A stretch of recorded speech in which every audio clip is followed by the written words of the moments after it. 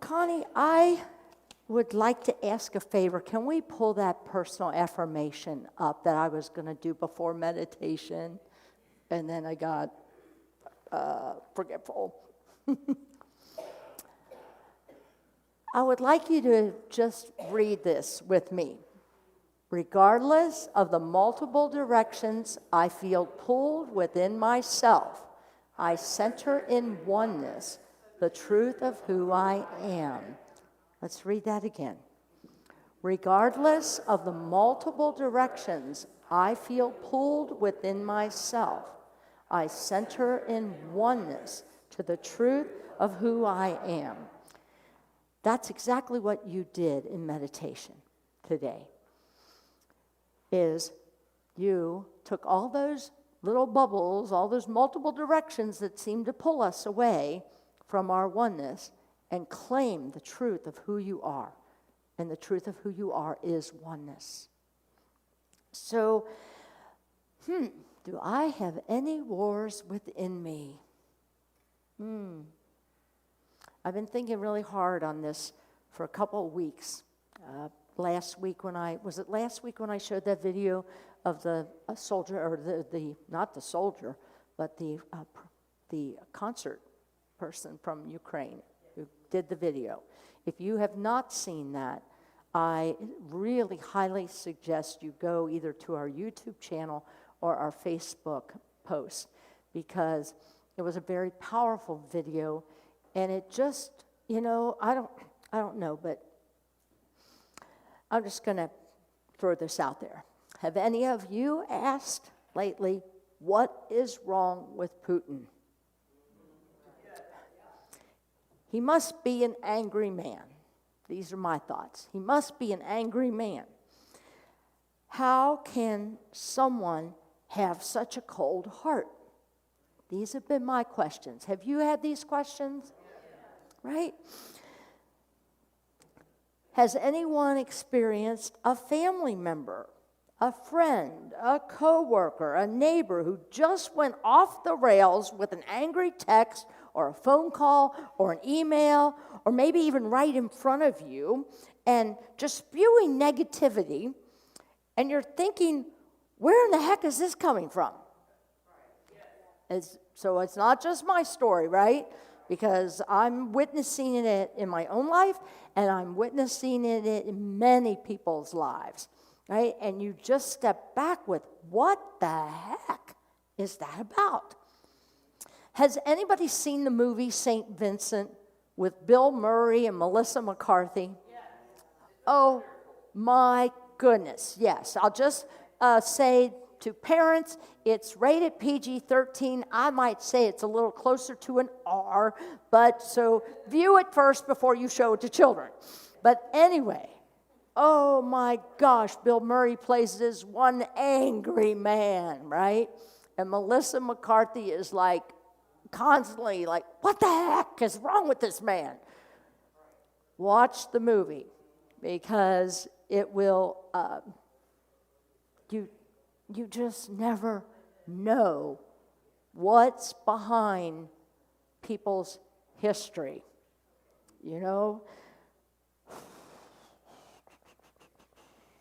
Yeah, let's go ahead to that first slide. The first one, orange. If you avoid, there we go. If you avoid conflict to keep the peace, you start a war within yourself. I want you to take a picture of that one. Because who in here likes conflict? Oh, good. I want to see you two in my office after church. But we've got about 99% of you who don't. Now, what I'm going to tell you, though, is I would like to meet you two, because there's power in that. Okay? I don't like conflict. I like everybody to be happy. But I have really learned, number one, in 30 years of restaurant business, owning a restaurant, but secondly, then segueing into ministry, and I have really come to realize that there is power in facing the conflict. instead of stepping back and shutting my mouth because I don't want to ruffle people's feathers or hurt feelings. But what I've learned is there's a way to deal with conflict. Most of us, if we have to deal with conflict, we're in a reactionary mode. Bad, bad, bad, right? Does that ever work? No, it hasn't ever worked for me. Because when I react, then what's the other person want to do? React and let the fight begin, right? And whoever can talk the loudest, I watch this with my grandkids. I've had them for 3 days. And so if I seem a little shook up, I have a reason, right? And they're still with me. So anyway, and I even warned them, okay, now Grandma's got to work this morning, right? Anyway, I watched them, and it was this morning. And, they've been together too long with Grandma now. And now the voices are escalating. And the next thing you know, I've got 3 kids. I have 3. Oh, we got an extra one. Yeah, we have a friend that's been spending the night. Okay, so now I've got the 2 girls, friends, against the 9-year-old, against the 7-year-old across the table. I told you it's mine. And he's going, it's mine, it's mine, it's mine. It got so loud. I'm like, give me that. Nobody's getting it, right? And I'm like, where in the world do you get that whoever speaks the loudest wins?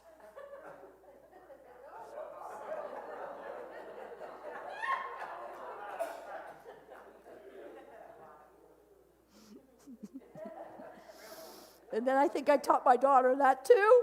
So that's their mother. Oh, crud. Oh, but when we can realize that never wins, right? And so I think about, and this is why I came up with this title for the talk, is because we don't want this war going on over there, do we? We don't. We didn't want the Vietnam War, the Gulf Wars. We don't want war. But why do we have war? Because we have wars in ourselves.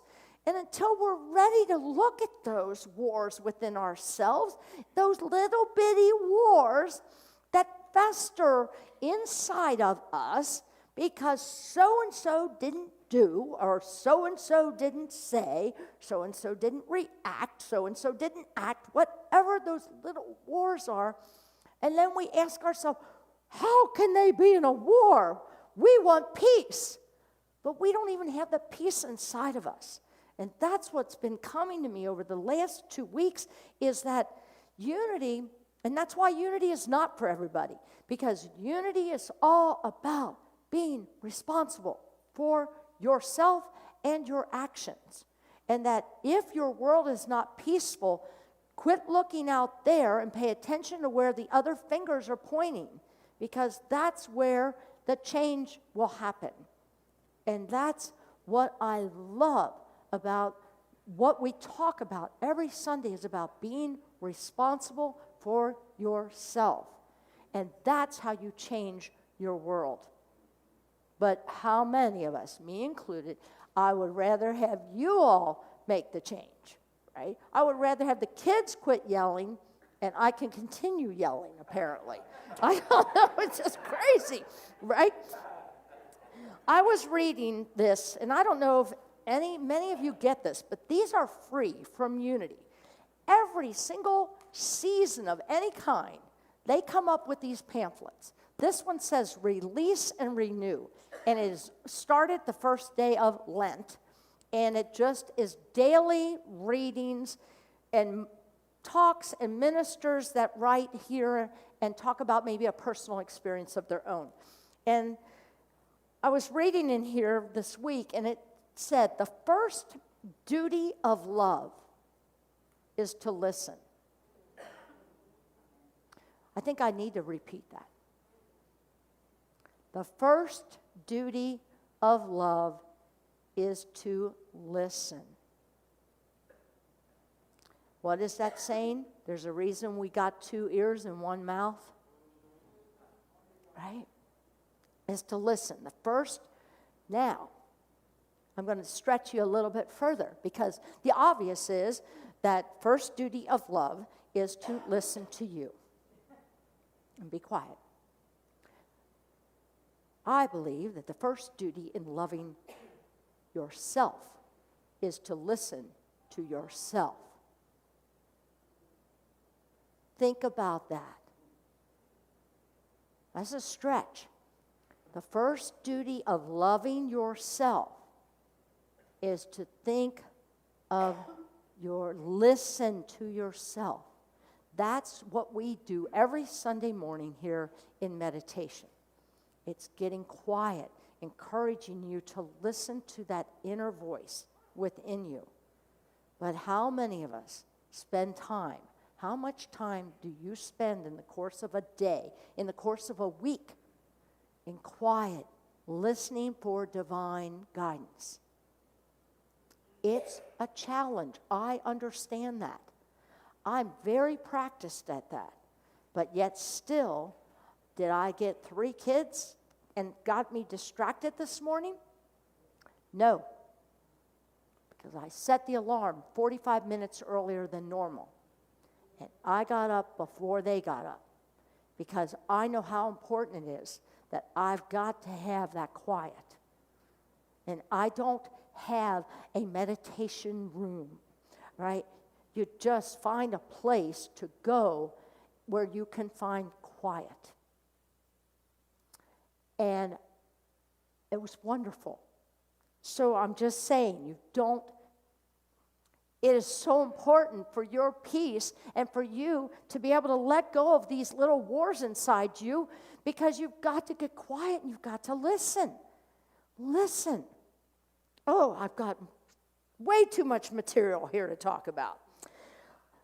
When we listen, you all know, many of you that have been around here any length of time, Rev Kathy's claim to fame was pause,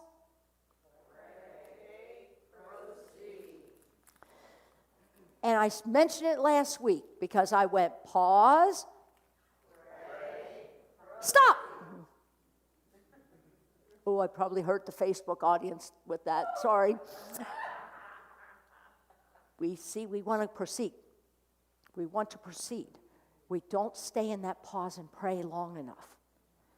I'm a type A personality. I like to get stuff done. I like to accomplish stuff. And so it's really hard sometimes for me to pause, pray.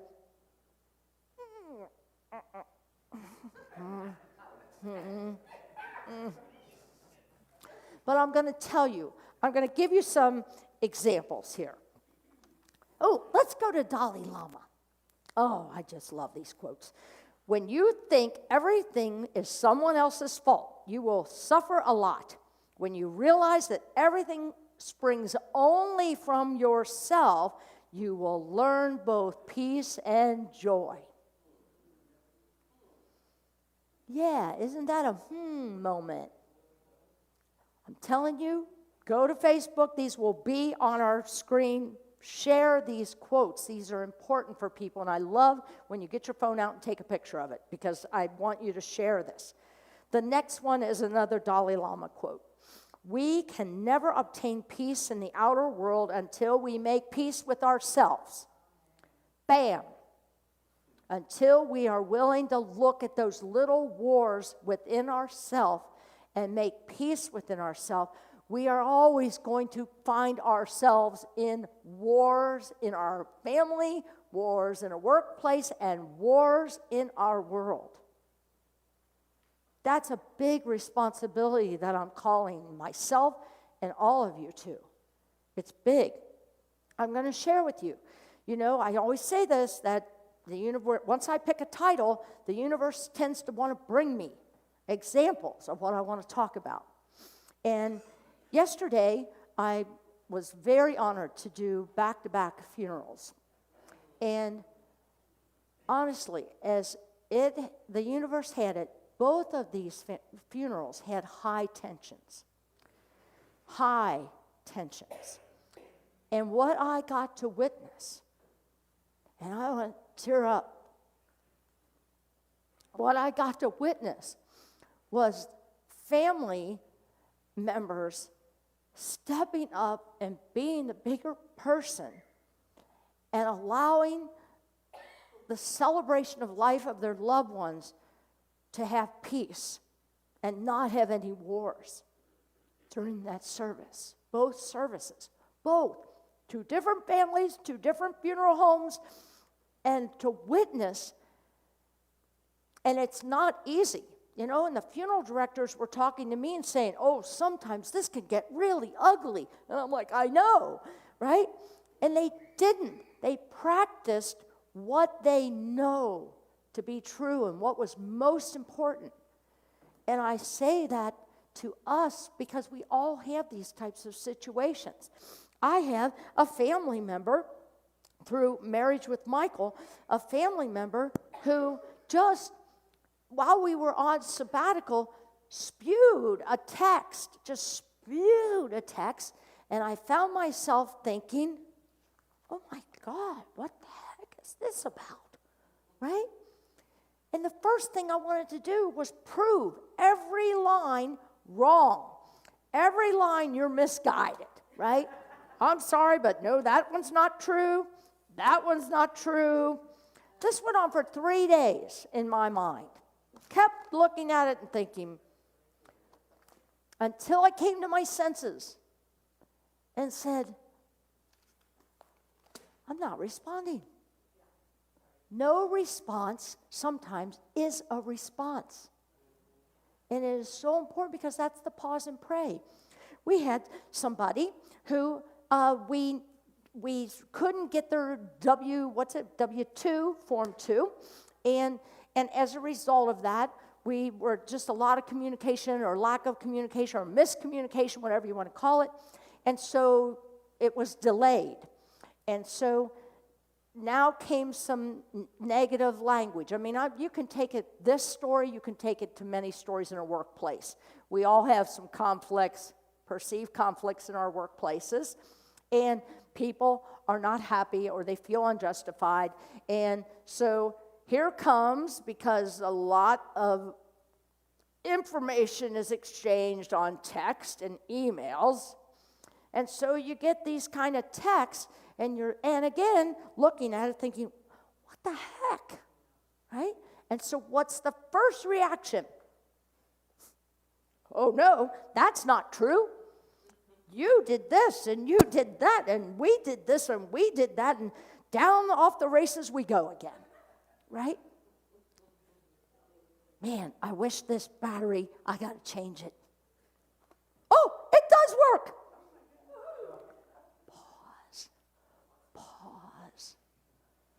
Pause. In the whole scheme of things, does any of this matter whether we spend time proving who's wrong and who's right? No, it doesn't. These are how we build little wars inside of ourselves, I feel. I feel that we, out of the need of being right, just watching those kids this morning, it was trying to prove somebody wrong and somebody trying to prove somebody right. I'm trying to prove that I'm right. I'm trying to prove that you're wrong, because that's most of the time what it is, right? Yeah, we're not fighting to prove that we're wrong. Heck no. Are you? I don't know. You could be. Oh my gosh. This is another talk where I feel like I need a part 2, because I think it is so important. Because I witness families in the job that I do. I witness in counseling. If anybody who's been in my office and has counseled with me, one of the first things I say in the first session is, I just need you to know that as you're talking or when you stop, that there's a lot of times when I will just be quiet. I haven't tuned you out. I'm listening intently.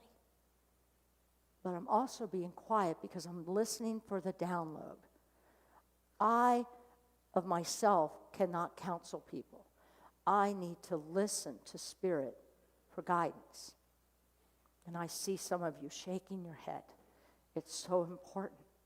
It is so important when you are with somebody so that you know, I'm just listening. And sometimes that can be 30 seconds of silence for me. And don't worry, I'm not going, mm-hmm. No, I'm sitting right there with you, looking at you, but I am listening because I am always divinely guided when I get quiet. Honestly, I say that because that doesn't make me special. I'm no more special than you. Remember, I believe that you are, each and every one of you, are the Messiahs that the world has been waiting for. I believe that you have all been divinely anointed. Now, what you do with it is your choice. You know, I ask the question, why is it that the birds and the animals and nature doesn't have to worry about stuff, right? Why don't they have wars, right? Well, why is it that we do? Because we got this daggone thing called free will that made us a step above the animals. Daggone it. Which makes it you responsible. You get to choose every second, every minute of every day which way you want to go. Love or fear, war or peace, which way you want to go. And it doesn't mean that you're avoiding conflict. This is important. Oh, it's coming to me right now. I need to say it. Because we can really be misguided by avoiding conflict, saying that I want peace, right? I want peace. No. When there is a conflict, the highest thing you can do is to say, let's talk about it. I want to hear. I want to understand. There is a 12 powers that we talk about a lot. There's a spiritual power of order. So you've got to get quiet and get your thoughts and your mind in order. There is also the spiritual power of understanding. And you cannot activate the power of understanding if you do not have your ears open to listen. And to be quiet. This doesn't mean put the boxing gloves on and be ready for the conflict. Does that make sense? So you've got to, I'm going to look back at that one. You don't need to find it, Connie. If you avoid conflict to keep the peace, you start a war within yourself. That is so important. Okay, so I've got this situation with a family member who sent this text, right? All right. Have I responded yet? No. Will I? Yes. Have I been in 2.5 weeks of pause mode with that? Yes. But I'm not going to let it just go under the rug. Because I can tell you, in this 2.5 weeks, I can feel it bubbling in my stomach. Why? Because it's still on my mind. Still on my mind of how could she say those things, right? And then I move to pray, pause and pray, and then I let it go. Let it go for a time period. Because this is family, and I can't heal what people believe, but I've got to work this out within myself so that I don't build another war within myself over somebody feeling the way they do. Does that make sense? There are people you can have a conversation with. There are people you cannot have that conversation, right? That's the ones you have to let go. Because then you're going to end up being, if you've got another person on the other end that can move to understanding, then absolutely, try to work on that. But if you've got, and you know who they are, the people that will not meet you part way, where it will become, a monologue instead of a dialogue? Right? That's not healthy. Well, that's another talk. Let's go to Desmond Tutu. I love Desmond Tutu. Do we have him? When we see others, Connie? No? Uh-oh. Okay. I'm going to just quote him. When we see others as the enemy, we risk becoming what we hate.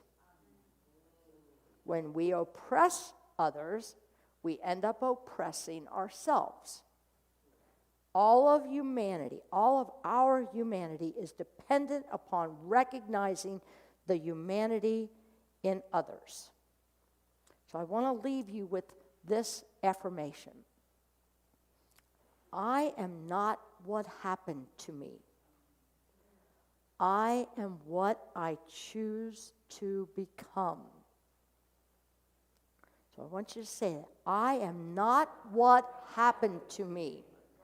I am what I choose to become. I am not what happened to me. I am what I choose to become. And now let's go back to that girl with the microphone. So now I'm calling off the war within me. Amen. Namaste. That the Christ presence in me